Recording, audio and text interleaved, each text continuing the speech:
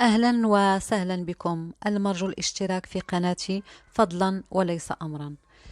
المهم اليوم واحد الصفعة كبيرة للنظام الجزائري، وفي خطوة غير مسبوقة. كان واحد الاجتماع ديال الكونغرس الأمريكي، وكان العضو الكونغرس الأمريكي جو ويلسون أكد على مجموعة من النقاط.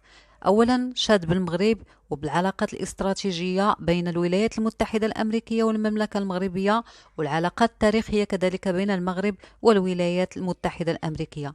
ولكن أهم شيء هضر عليه هو تيحذر من البوليزاريو، واعتبر أن ميليشيات البوليزاريو أنها ميليشيات مسلحة إرهابية مدعومة من أطراف إقليمية، وهذه الأطراف الإقليمية يعني الجزائر، وأن هذه الميليشيات ما كتهددش فقط استقرار المغرب بوحده، بل كتهدد غرب إفريقيا كلها. ودعا كذلك إلى اتخاذ مجموعة من الخطوات أكثر حزم لردع هذه التهديدات ديال هذه الميليشيات. واختتم النائب الجمهوري كذلك بالتأكيد على أن الولايات المتحدة الأمريكية تلتزم بدعم وحدة المغرب الترابية. نظام الكبرانات غادي يعيشوا الرعب اليوم في خيمة المرادية من بعد ما سمعوا هذا الخبر من هذا العضو في الكونغرس الأمريكي، وخيبة أمل كبيرة من بعد ما خسروا فلوسهم وأموالهم وكل شيء لتقسيم المغرب. ونشوفوا واش غادي يخرجوا الأواق ديالهم، واش يقدروا يتجرؤوا على أمريكا كما داروا مع فرنسا. وعلى ذكر فرنسا غنشوفوا واحد الفيديو مضحك صراحة، والله غادي نشوفوا واحد الفيديو ديال واحد الإمام جزائري خرج قال لك الجزائر غادي تضم فرنسا ليها، وغادي تصبح فرنسا ولاية من الولايات الجزائرية.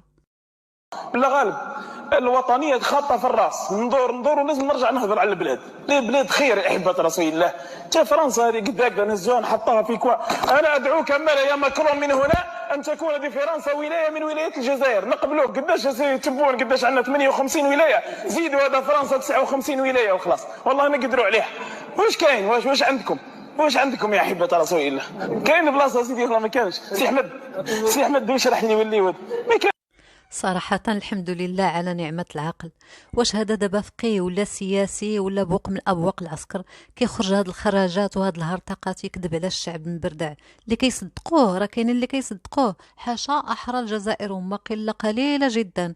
نصب بأن فرنسا هي اللي بنات الجزائر وهي اللي سمتها الجزائر، وأن فرنسا هي اللي استعمرته 132 سنة ولم يحصل على وثيقة الاستقلال إلى حد الآن.